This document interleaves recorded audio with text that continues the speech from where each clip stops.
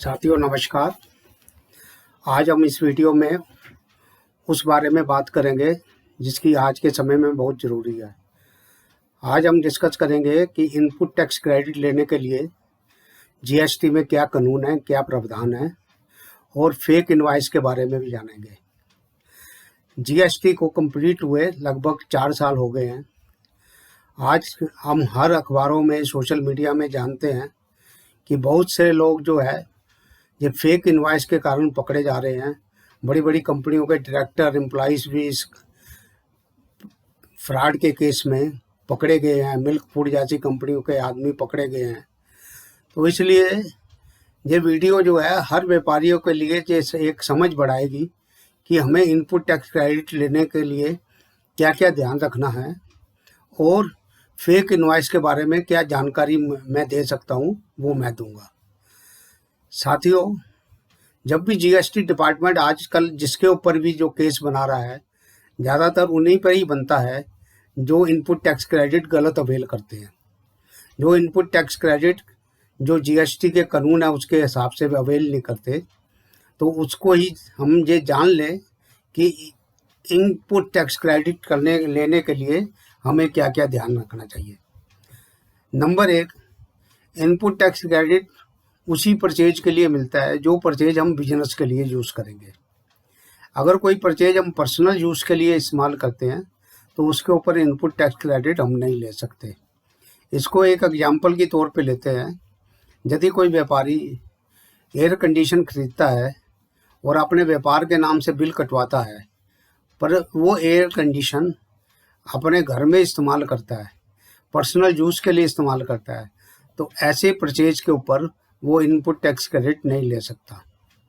अब दूसरा उदाहरण समझिए कि कोई व्यापारी किसी कंप्यूटर कंपनी को अपने कंप्यूटर रिपेयर के लिए पूरे साल का एएमसी देता है, परंतु उसमें एक कंप्यूटर ऐसा है जो घर में इस्तेमाल करता है, घर के बच्चे उसे इस्तेमाल करते हैं। इस एक कंप्यूटर जो घर में इस्तेमाल किया हुआ है, उस कंप्यूटर के ऊपर दी गई एएमसी पे और जो भी इनपुट टैक्स क्रेडिट है उसे व्यापारी अवेल नहीं कर सकता। तो पहला पॉइंट तो ये हुआ कि इनपुट टैक्स क्रेडिट अगर हमने अवेल करना है तो हमारी परचेज जो है वो बिजनेस के लिए ही होनी चाहिए। दूसरा पॉइंट ये है, जब भी हम इनपुट टैक्स क्रेडिट अवेल करेंगे तो हमारे पास टैक्स इनवॉइस होना चाहिए। पहले टैक्स इनवॉइस होना चाहिए, उसके बाद उस महीने की इनपुट टैक्स रिटर्न क्लेम कर सकते हैं। अगर टैक्स इनवॉइस नहीं है, मान लो आपका टैक्स इनवॉइस है मई का, पर आपको मिला वो जून के अंदर, तो आप जो है इनपुट टैक्स क्रेडिट जून में ही अवेल कर सकते हो, मई में नहीं कर सकते। दूसरा पॉइंट ये है कि जो भी हमने परचेज किया है उसका सामान भी हमें रिसीव होना जाना चाहिए। सर्विस अगर हमने अवेल की है तो सर्विस भी हमें अवेल होने जानी चाहिए। अगर हमें गुड्स नहीं रिसीव्ड हुए तब तक हम उसको इनपुट टैक्स क्रेडिट अवेल नहीं कर सकते। इसको भी एक एग्जाम्पल के द्वारा समझते हैं कि मान लो आपने किसी व्यापारी, दिल्ली के व्यापारी ने बॉम्बे की कंपनी से माल खरीदा। माल की बिलिंग थी 28 मई की और बिल तो आपको जो है 30 मई को कोरियर के द्वारा दुकान पे आ गया, पर गुड्स जो है 2 जून के अंदर आए। अब दोनों कंडीशन ये है कि बिल तो आपको आ गया पर माल अभी नहीं आया, तो मैं इनपुट टैक्स क्रेडिट क्लेम नहीं कर सकता। 2 जून को मुझे माल रिसीव हुए, इनवॉइस भी मेरे हाथ में है, तो इनपुट टैक्स क्रेडिट जून की रिटर्न के अंदर ही अवेल किया जा सकता है। तीसरा सबसे बड़ा पॉइंट जो बहुत ज़रूरी पॉइंट है कि सरकार ये कहती है कि इनपुट टैक्स क्रेडिट तभी अवेल किया जा सकता है जब आपका सप्लायर उसके ऊपर टैक्स पे कर दे। अब टैक्स पे करने का कोई मैकेनिज्म तो सरकार ने अभी तक दिया नहीं है। कोई मैकेनिज्म नहीं है कि मैं इनपुट टैक्स क्रेडिट अवेल कर रहा हूँ और उसको मैं चेक कर लूँ कि इस बिल के ऊपर मेरे सप्लायर ने टैक्स पे कर दिया है। एक मैकेनिज्म दिया है कि वो हम 2A या 2B के जरिए ये तो देख सकते हैं कि सप्लायर ने मेरे बिल को अपने GSTR-1 में अपलोड कर दिया है कि नहीं किया है, पर ये चेक नहीं कर सकते कि जो GSTR-1 में टैक्स अपलोड किया हुआ है उसके ऊपर टैक्स पे किया भी है कि नहीं किया।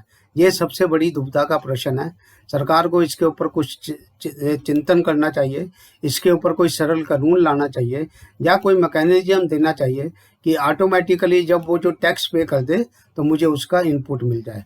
पर इसके ऊपर अभी तक कोई ऐसा प्रावधान नहीं है, तो इसलिए हमें ही प्रिकॉशन लेना है कि उसी व्यापारी के साथ काम करें, उसी व्यापारी के साथ डील करें जिसकी क्रेडेंशियल रिपोर्ट अच्छी है, जो रिटर्न टाइम से फाइल करता है, ताकि भविष्य में हमारे को किसी तरह की कोई दिक्कत ना आए।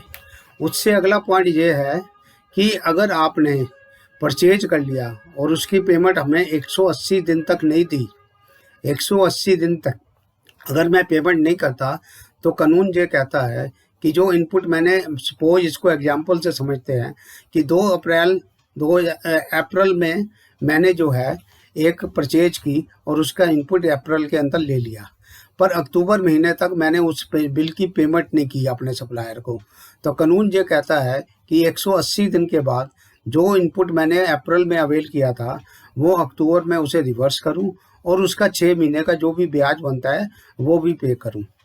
अगर सपोज 2 लाख का इनवॉइस था, पार्टली पेमेंट कर दिया 1 लाख रुपये, तो 1 लाख रुपये मैंने अभी तक नहीं पे किया, तो 1 लाख के ऊपर रिवर्सल होगा और जो 1 लाख के जो भी इनपुट टैक्स बनता है उसका रिवर्सल होगा। अब तीसरा पॉइंट, अगला पॉइंट ये है कि इनपुट टैक्स हम कब तक क्लेम कर सकते हैं। इनपुट टैक्स अगर मान लो 20-21 का इनवॉइस अगर छूट गया है और उसकी मिस्टेक मुझे जुलाई 2021 में मिली है, तो मैं इनपुट टैक्स क्लेम कर सकता हूँ। इसकी मैक्सिमम लिमिट ये है कि कोई भी 20-21 का इनवॉइस, परचेज का इनवॉइस छूट गया है जिसके ऊपर मैं इनपुट टैक्स नहीं ले सका, तो उसको जो सितंबर की रिटर्न जो है उस तक मैं सितंबर 2021 जो अगला साल है 21-22 का, उस तक ले सकता हूँ। अगर यही मिस्टेक सितंबर के बाद अक्टूबर या नवंबर में मिलती है तो उसका इनपुट टैक्स क्रेडिट मैं नहीं ले सकता। तो इसलिए हमने ये सब चीज़ें, एक चीज़ और भी हम जानते हैं कि जो भी हम कैपिटल गुड्स लेते हैं उसका हम इनपुट टैक्स अवेल कर सकते हैं यदि वो कैपिटल गुड्स हम बिजनेस के लिए यूज़ कर रहे हैं। कार वगैरह, कार के अंदर इनपुट टैक्स हम नहीं ले सकते क्योंकि उसमें सेक्शन 17(5) के अंदर उसे ब्लॉक किया हुआ है। साथियों, अब इसके अंदर ये ध्यान रखने की ज़रूरत है कि इसको एग्जाम्पल से समझते हैं कि एक मैंने मशीन खरीदी, मशीन की वैल्यू 1 लाख है, उसके ऊपर 18,000 रुपये पे किया है, टोटल इनवॉइस की वैल्यू 1,18,000 है, तो बुक्स में मशीन की वैल्यू 1 लाख ही ऐड होगी, 18,000 इनपुट टैक्स क्रेडिट के अकाउंट में जाएगा। अगर इसके 1 लाख के ऊपर ही मैं डेप्रीशिएशन ले सकता हूँ, अगर मैं 18,000 रुपये भी डेप्रीशिएशन लेता हूँ तो वो जो है गलत हो जाएगा। जो जिसका मैं इनपुट टैक्स क्लेम करूँगा उसके ऊपर मैं डेप्रीशिएशन नहीं ले सकता। तो ये तो सारी बातें हमने जो है ना इनपुट टैक्स क्रेडिट के बारे में की। अब फेक इनवॉइस के बारे में जानते हैं। फेक इनवॉइस जो ऐसी चीज़ है जिसमें बड़े बड़े कंपनियों के भी पकड़े जा रहे हैं। मिल्क फूड के डायरेक्टर इधर उधर भाग रहे हैं अपनी बेल कराने के लिए, बहुत। इसलिए हमें ध्यान रखना है कि पहले हम ये समझें कि फेक इनवॉइस क्या है। फेक इनवॉइस वही इनवॉइस है जब व्यापारी अपनी बुक्स की एडजस्टमेंट के लिए लेता है। बुक्स में कैसी एडजस्टमेंट करना चाहता है कि जब उसका स्टॉक माइनस में चला जाता है तो वो इनवॉइस लेना चाहता है। जब उसका स्टॉक शॉर्ट हो जाता है, शॉर्ट होने पे उसने बैंक लोन लिया हुआ है, बैंक वालों से दिक्कत आएगी, इसलिए वो अपने स्टॉक को मेंटेन करने के लिए इनवॉइस ले लेता है। तो जिसकी सप्लाई नहीं आती पर खाली बिल आता है उसे फेक इनवॉइस के दायरे में लाया जाता है। साथियों, फेक इनवॉइस कई बार अपने प्रॉफिट को कम करने के लिए एक्सपेंसेस का बिल लिया जाता है। एक्सपेंसेस का बिल जो है कुछ भी हो सकता है। फेस्टिवल में कोई आइटम खरीद ली, उसको डालने के लिए एक्सपेंसेस का बिल ले लिया पर सामान कोई आया नहीं। रिपेयर एंड मेंटेनेंस की सर्विस करवाई, सर्विस तो कोई हमने ली नहीं पर बिल आ गया। ये सब तरह के फेक इनवॉइस होते हैं। साथियों, आजकल डिजिटल का ज़माना है, फेक इनवॉइस किसी न किसी तरह से वो जो है ट्रैप हो जाता है। तो इसलिए हमें 101% कोशिश करनी चाहिए कि आज के टाइम में ऐसे इनवॉइस लेना बिल्कुल बंद कर दें। कभी भविष्य पीछे लिए होंगे तो वो अलग बात थी, अब लेना तो अपने आप को फंसने वाली बात है।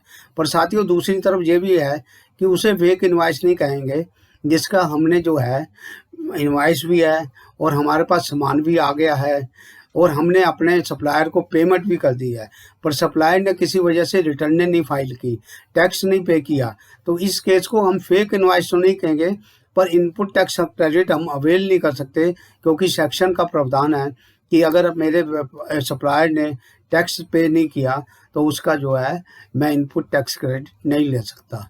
इसलिए हमें पूरे ध्यान से ये ध्यान रखना चाहिए कि जो भी किताबों में मैं इनपुट टैक्स क्रेडिट अवेल करूं उसका जो है पूरी तरह से मैं पालन करूं। वो बिजनेस के लिए इनपुट टैक्स जो परचेज कर रहा हूं बिजनेस के लिए इस्तेमाल हो, इनवॉइस मेरे पास हो, माल मेरे पास आ गया हो और मेरे व्यापारी ने टाइमली पेमेंट कर दी हो, है, तो इन सब कारणों से मैं इनपुट टैक्स क्रेडिट ले सकता हूँ। तो ये एक छोटी सी वीडियो है, इस वीडियो में आपको काफ़ी कुछ मदद मिलेगी। अगर आपको अच्छी लगी तो आपको जो दूसरे व्यापारी भी सुने तो अपने व्यापार मंडल में भी इस वीडियो को भेज दें, ताकि जो है उन्हें भी ये अच्छी एनालाइज करने का मौका मिले। इसी के साथ मैं नमस्कार।